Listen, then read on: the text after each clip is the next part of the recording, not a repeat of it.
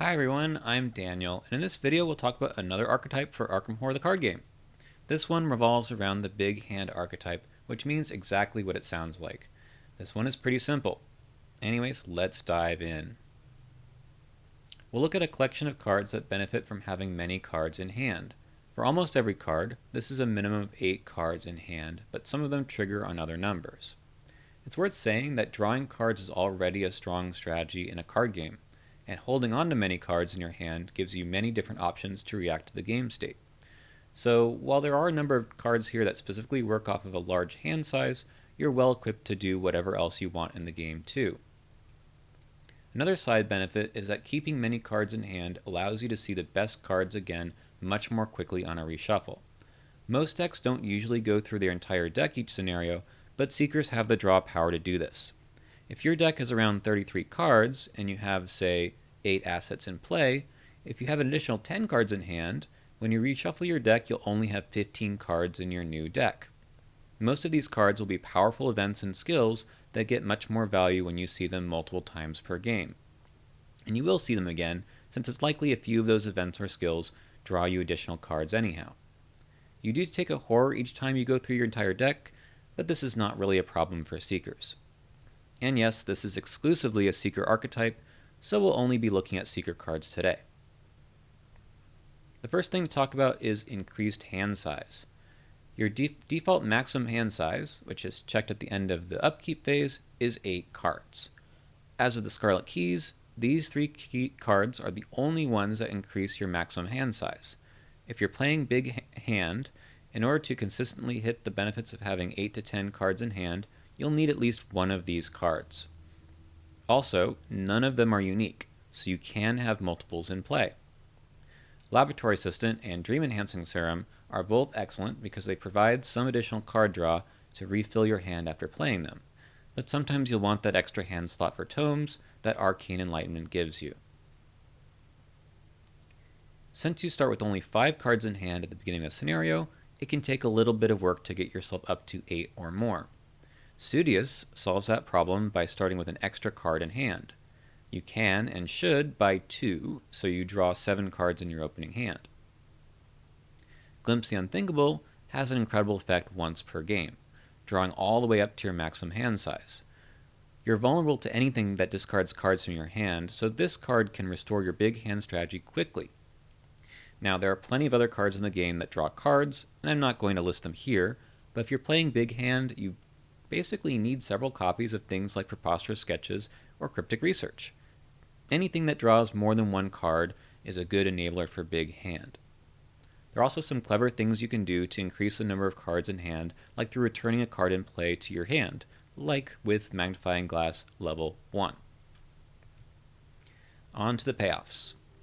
First, we have Higher Education, which can only be used if you have 5 or more cards in hand, which is pretty much always on. The level 0 version is fair. Spend 1 resource for either 1 intellect or willpower skill boost. The level 3 version is completely bonkers. It's a permanent card, so it starts in play, and each resource gives you a return of +2 skill value. It's not surprising it's landed on the taboo list for an additional 3 experience points. Next, we have the Seleno Fragments, which more straightforwardly asks you to have a big hand.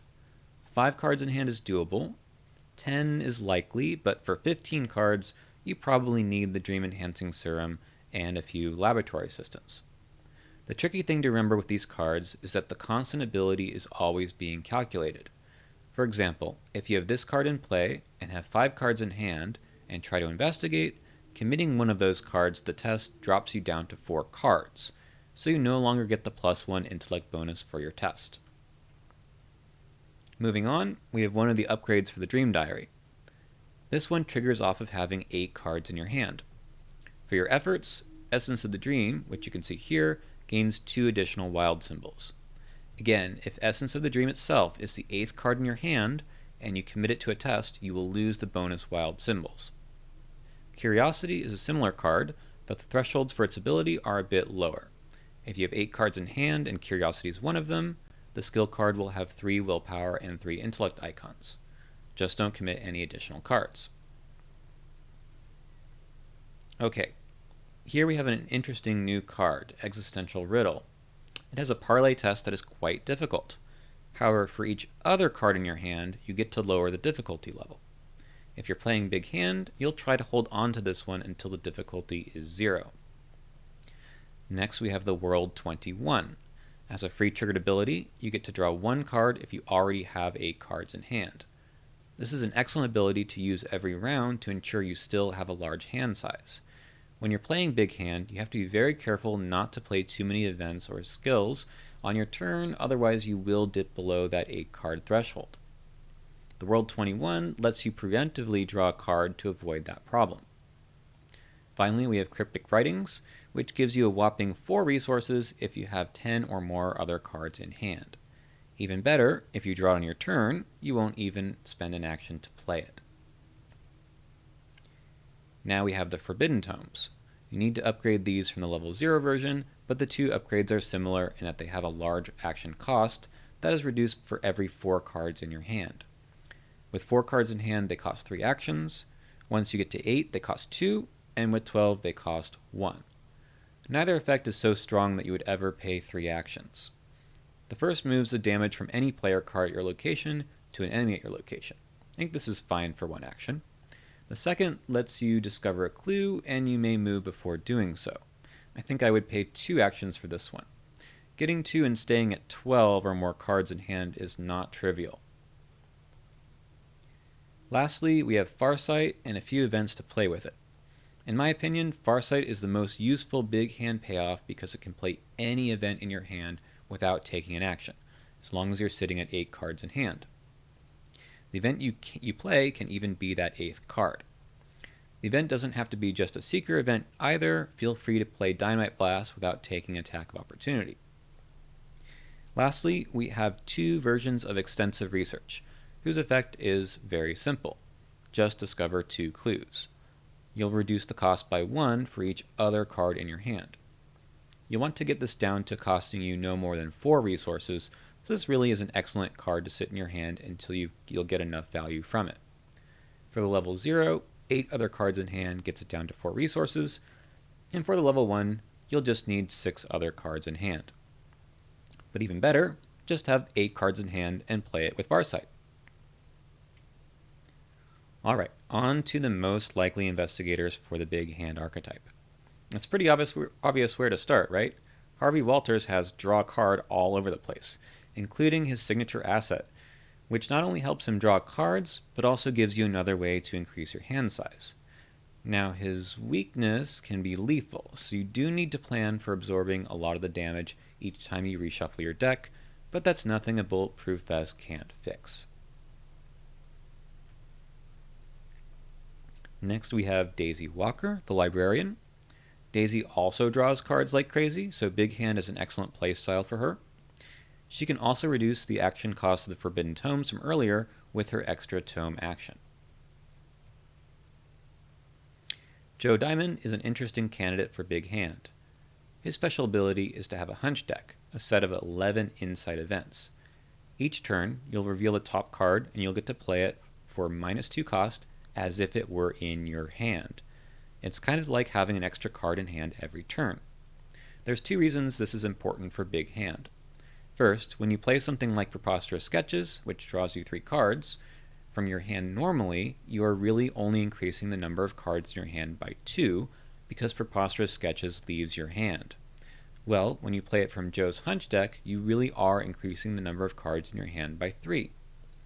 Secondly, Farsight, which asks if you have 8 cards in hand, can play event cards from Joe's hunch deck. This allows you to hang on to that 8 card minimum longer, since no card is leaving your hand when you play the event. You also probably don't need to rely on hand size increasers as much either. Lastly, the 2 resource discount is really good for something like Extensive Research 2. Amanda Sharp also has a complicated ability. At the start of the investigation phase, you draw 1 card, but then you have to put a card beneath her. This by itself doesn't increase your hand size. However, her ability is that when you take a skill test, you commit the card that is beneath her if you are able. This has 2 benefits for the big hand archetype. First, when you normally would commit a skill from your hand, you lose the card in hand. For Amanda, you get the benefit of the skill card without depleting your hand size. Second, a good chunk of skill cards also draw you cards on success. The more tests you can pass on your turn, the more cards you can draw. It's not unheard of for Amanda to commit level 2 perception 3 times on a turn and draw 6 cards. A large hand size also makes Amanda a great user of the Dream Diary we saw earlier, and Essence of the Dream itself is a great card to put under Amanda every other turn. Finally, we have Mandy Thompson. She can play big hand as well as anyone else because she can draw cards extremely quickly, and she can find all the pieces to put it together faster than anyone else. But really, that's a good recipe for playing any archetype. I suppose she can make Dream Enhancing Serum trigger whenever she wants to. Well, you should play Big Hand Mandy just because she's on the art for extensive research. In that case, give it a try in Min Fan as well. That is the end of this archetype guide. I will say if you play Big Hand, you will annoy everyone else at your table because you'll be counting how many cards are in your hand multiple times every single turn. Anyways, I hope you enjoyed looking at the cards and have some ideas for your next deck and campaign in Arkham Horror the card game. If you have some good ideas, leave them in the comments below, and feel free to check out some of my other Arkham Horror videos here on the channel. And I'll see you in the next one.